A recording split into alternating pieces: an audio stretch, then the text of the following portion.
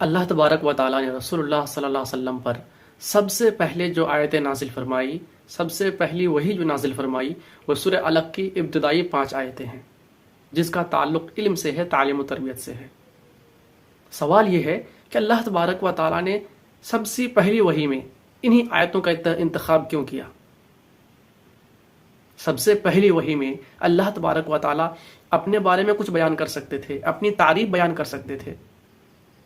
انسان کو اللہ نے کس لیے پیدا کیا، اپنی انسان کی تخلیق کا مقصد بیان کر سکتے تھے، جنت کا تذکرہ کر سکتے تھے، جہنم کا تذکرہ کر سکتے تھے، فرشتوں کا تذکرہ کر سکتے تھے، نمازوں کے احکام و مسائل بیان کر سکتے تھے، نبیوں کے واقعات، قصے، کہانیاں بیان کر سکتے تھے۔ لیکن اللہ تبارک و تعالیٰ نے سب سے پہلے انہی آیتوں کا انتخاب کیوں کیا، جس کا تعلق علم اور تعلیم و تربیت سے ہے؟ دراصل اللہ تبارک و تعالیٰ رسول اللہ صلی اللہ علیہ وسلم کو تمام نبیوں اور رسولوں کے سردار، پوری امت کا رہنما اور رہبر بنانا چاہتے تھے، اور کسی قوم کی، کسی امت کی رہبری، رہنمائی بغیر علم کے، بغیر تعلیم و تربیت کے مشکل ہے۔ لہٰذا اللہ تبارک و تعالیٰ نے اپنے نبی پر سب سے پہلی وحی میں علم کی اہمیت کو بتا کر کے امت مسلمہ کو یہ پیغام دیا کہ اگر کسی کو کسی قوم کی رہبری کرنا ہے، یا کسی کو بھی کسی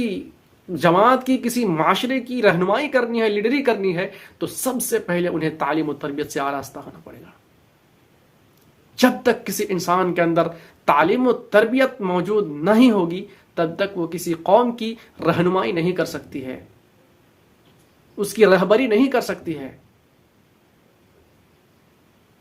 بغیر تعلیم و تربیت کے کسی قوم کا رہنما بن جانا، یا کسی کو رہنمائی یا کسی کو لیڈر بنا دینا، کسی کو ذمہ داری دے دینا، کسی اندھے کے ہاتھ میں ٹارچ دینے کے برابر ہے۔ جس طرح کسی اندھے کو اگر ہاتھ میں ٹارچ دے دیا جائے اور اسے کہا جائے کہ فلاں آدمی کو روڈ پہ چھوڑ کر کے آئیے، یا فلاں جگہ پہ چھوڑ کر کے آئیے، تو کیا اسے ٹارچ دینے کا کوئی فائدہ حاصل ہوگا؟ ہرگز نہیں، کیونکہ وہ پہلے سے اندھا ہے۔ ٹھیک اسی طرح اگر کسی جاہل آدمی کو، یا کسی ان پڑھ آدمی کو، کسی نالائق آدمی کو کسی مسند پہ بٹھا دیا جائے، یا کسی ذمہ داری کا ذمہ دار بنا دیا جائے، کسی قوم کا سربراہ بنا دیا جائے، تو کیا وہ اپنی قوم کے لیے صحیح کارروائی کر سکتے ہیں، خیر خواہی کر سکتے ہیں؟ نہیں۔ ٹھیک اسی طرح اللہ تبارک و تعالیٰ رسول اللہ صلی اللہ علیہ وسلم کو ایک بہت بڑی امت کا سربراہ، بہت بڑی امت کا لیڈر اور ان کا رہنما بنانا چاہتا تھا۔ اس لیے اللہ تبارک و تعالیٰ نے اپنے نبی کو بھی حکم دیا پہلے علم حاصل کریں،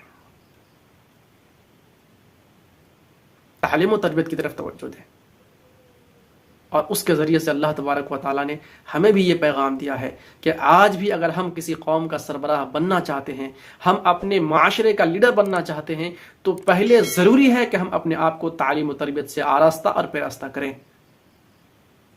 اور اس سے دوسرا سبق ہمیں یہ بھی ملتا ہے کہ اگر ہم خود تعلیم یافتہ نہ ہوں، تو کم سے کم جسے ذمہ دار بنائیں اپنی قوم کا، اپنے رہبر کا،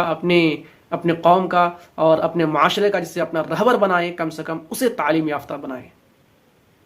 کسی تعلیم یافتہ انسان کو، کسی تربیت یافتہ انسان کو ہی اپنا رہنما اور رہبر بنائیں۔